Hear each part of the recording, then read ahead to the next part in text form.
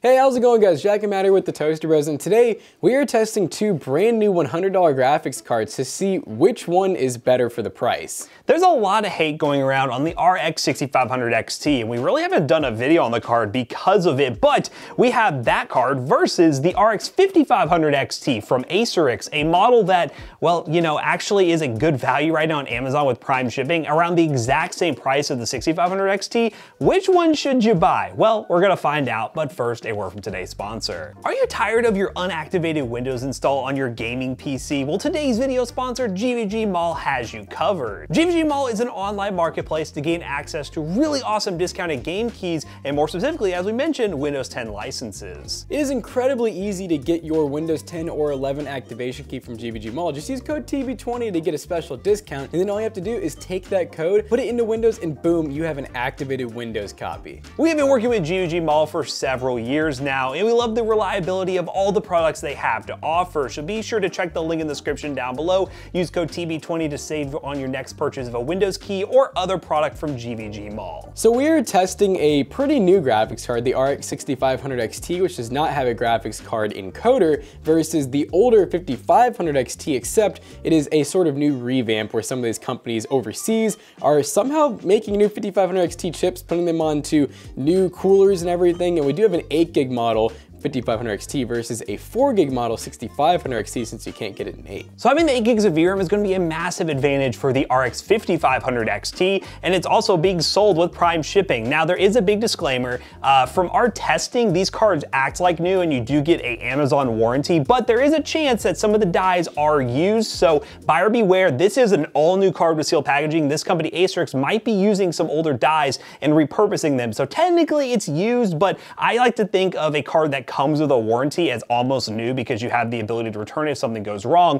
but I still think it has a really good value, and we've done a lot of videos on it. But let's go ahead and go over some of the key specs of these cards, and then we're going to talk about the test bench we'll be testing them in. Now first up, with the RX 6500 XT, we have a Navi 24 processor with 1024 cores. We have 4 gigs of GDDR6 VRAM, again, that is a downside. And a couple other things you have to know is the card does not come with an encoder. It is a PCI Gen 4 x 4 card, so it's very similar to the RX 6400. When you slap it in something that's not Gen 4, you're gonna lose a decent amount of performance. And it did launch at a price of $200. Now it can be had for about 130 bucks, especially with that compact version. And when we're talking about this card, it's still not a great value, and not a lot of people really recommend it, but when we're comparing it to the 5500 XT, which is pretty much the exact same price, it makes for an interesting debate. Now the 5500 XT is a Navi 14 GPU with 1408 cores. We have 8 gigs of GDDR6 VRAM, so not that big of a difference there, and this card did release back in 2019 and had a launch price of $169.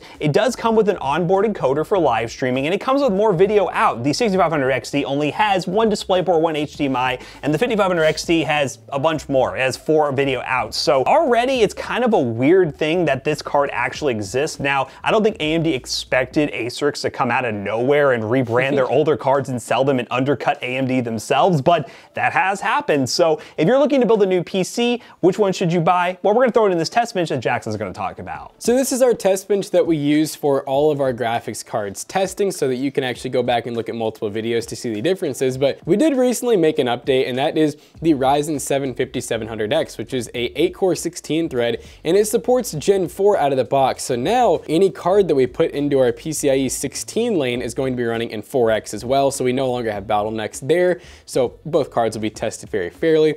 But we also have a 240ml liquid cooler from Deepcool, keeping it nice and chilly. We have an Asus TUF B550 motherboard. We have 16 gigs of Accelerate from PNY, and that is dual channel, 3600 megahertz, nice fast speed. We have a 1 terabyte Team Group NVMe SSD, an XPG 650 watt power supply, and then a beautiful Deepcool case. So what we're gonna go ahead and do is throw each graphics card in this test bench, test it in some games that have built-in benchmarks so you can see a side-by-side comparison. Then we're also just going to play some games that you can, well, see side-by-side as well. It's not gonna be as scientific with those games, but you can see live action gameplay and see the FPS difference, and then kind of decide which card should you buy, and it's gonna be an interesting debate. Alright gamers, now that we have these two GPUs on our test bench, let's dive into some games, shall we? Now the games we decided to test are as follows. We got Cyberpunk, we got Forza Horizon 5, Rainbow Six Siege, Warzone 2.0, and Apex Legends. First up in Cyberpunk, which I believe is going to be a very important test for the VRAM of both of these cards, we have the 5500 XT averaging 66 FPS with a minimum of 44 and a max of 95, while the 6500 XT only averaged 49 FPS with a minimum of 20 and max of 88. One thing to mention, this was ran at 1080p high settings with performance FSR because these are two budget cards. I really think we need to be utilizing FSR to really get the maximum performance out of these things. And as you can tell with the 5500 XT and these settings, we're actually getting 60 plus FPS, which is more than playable on this GPU. And I do think this is the first game where having 8 gigs of VRAM versus 4 is a big factor. I think these GPUs are very similar in terms of the performance out of the gate. If they had the exact same amount of VRAM, pair something like a 4 gig 5500 XT versus the 6500 XT, and you probably will see similar results. But this 8 gig model is the same price, so it is an apples to apples comparison based on the price here, and right now the 5500 XT is looking like a better buy. Next up is Forza Horizon 5, 1080p high settings, and we have the 5500 XT with an average of 72 FPS and the 6500 XT with an average of 65. This is a slight win by the 5500 XT, not a major difference here. We're talking about 7 FPS, but it is a difference, and when we're talking about cards that are priced exactly the same, why wouldn't you go for the card that got a higher FPS number? So far 5500 XT is doing really solid, and Forza is a game that is very GPU dependent. It doesn't seem to be as dependent on VRAM when we're running on the high preset, but when we step up to higher graphical quality and we want to, well, max this thing out, I'd imagine the 5500 XT will definitely come away with this one. Next up is Rainbow Six Siege, which was kind of a head scratcher. 1080p ultra settings. We did run this benchmark multiple times, by the way. 5500 XE got an average of 224 FPS, while the 6500 XE got an average of 255. Kind of weird. I'm thinking because it's an esports title, the 6500 XT has a little bit of an edge with the newer architecture, a much more efficient architecture. So in a game like this that is very thread bound, I mean, I thought we would have just been CPU bound here, but running ultra settings, the GPUs were both maxed at 100%, but very interesting to see and something to keep in mind when going through this benchmark run, that in this case the 6500 XE was a bit better, so we'll touch on that later. Now let's go into some actual live gameplay. As you can see right here, we have Warzone 2.0 1080p balanced preset, and the 5500 XE was getting like 90 plus FPS with dips into the 80s sometimes, and sometimes reaching all the way up to 100 FPS, while the 6500 XT got 80 plus FPS, dips into the 60s sometimes, and sometimes 100, but we experienced a lot of lag. McAllister will show on screen here where we're dropping out of the plane and things are just freezing up with the 6500 XT. When compared to the 5500 XT, it's a very smooth experience. We're maintaining 60 plus FPS on these settings. This is another game, again, that I think the VRAM is a big factor here. You are getting a whole 4 gigs more VRAM, and Call of Duty Warzone 2.0 is very VRAM dependent, especially on the higher settings. That's why a lot of people are complaining about the 6500 XT. It's not that it's a horrible card. Yes, it is missing the encoder, so that's something to keep in mind, and it's priced, well, at a price that probably doesn't make a whole lot of sense now. It has come down a lot since the $200 price point, but the main reason is it has 4 gigs of VRAM, and it doesn't have all those features, making it not that good of a buy for long-term gaming, especially AAA gaming that is becoming more VRAM dependent. If this thing had 6 gigs of VRAM, it actually had an encoder and proper video out options, I think it still would have been a good buy at $140, but it's missing a lot of key features that allow us to forgive this card for, well, what it really is. And the last game we decided to test was Apex Legends 1080p medium-high settings,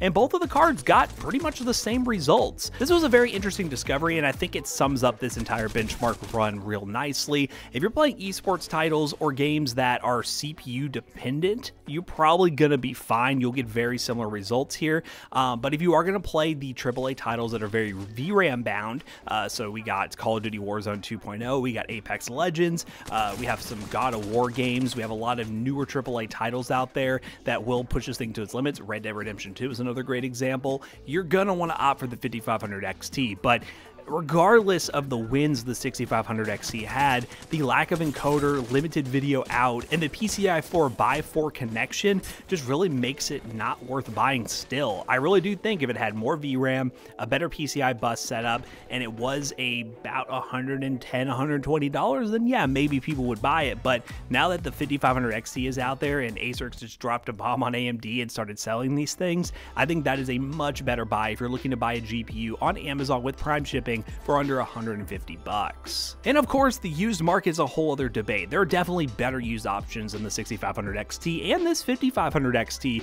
but if you're looking for that warranty through Amazon, even though the 5500 XTs are slightly used cards, you still get the warranty through Amazon if something goes wrong. You really can't complain about these two cards at the new, quote unquote, new sector. So yeah, that's the benchmark run. I think the 5500 XT is the much better value. Kind of expected that, but I really didn't expect it to be this close. So the 6500 XT did put up a fight, but it just did not get exactly where it needed to be. Let's go ahead and bring Jackson back in here to wrap this video up real quick. So we have just finished benchmarking both cards side by side, and from what we could tell, the 5500 XT, maybe because it has double the VRAM, we did see an average of like 5 to 10% more performance in most games, but there is some games, whether they're newer or older, where the 6500, maybe since it's a newer card, gets slightly more FPS or about the same. But for the most part, we can safely say the 5500 XT side by side is slightly better. So yeah, the 8 gigs of VRAM I think is probably the major factor here, but it is interesting to see how close these cards are, and as long as the price point of $140 stays the same, I definitely think the 5500 XT is the better buy. I think the 6500 XT needs to be a little bit cheaper. If it was like a $99 card right at $100, it'd be a no-brainer. When we're talking about $40 difference here, that can make or break a budget gaming PC build. So yeah, AMD, you might want to drop the price of this card a little bit more. $100 would be a really good buy, but I don't really see that happening. So if you're gonna buy a graphics card today, you should definitely check the links down below. There'll be an affiliate link and will help us out. And I would definitely consider the 5500 XT, especially this one for Acerix, because it does, well, kind of beat the new card. It's kind of weird, an old generation card beating a new card that was released at the same tier level. So kind of weird times that we're in right now. So as always, we hope you guys enjoyed today's video. If you did, check out our other two YouTube channels and also our twitch.tv/ToastyBros, and do not forget to like, comment, and subscribe. And we'll see you guys in the next one. Bye-bye. So both of these graphics cards will go into PC Bros builds, and they're definitely gonna be some cool custom builds. And also, we don't want you guys to have to worry about doing all this testing and stuff yourself, because we will price the builds accordingly. We price them based on how the performance is, so that you guys at home don't get ripped off. PCBros.tech, gaming PCs, gaming laptops, and a bunch of merch. Guys, buy some merch. Merch like this. Look at that hoodie. That's a nice hoodie. I wish I was wearing mine today. If you use code ToastyBros2 on checkout, you'll save 2% on your next purchase. See you guys later. Goodbye.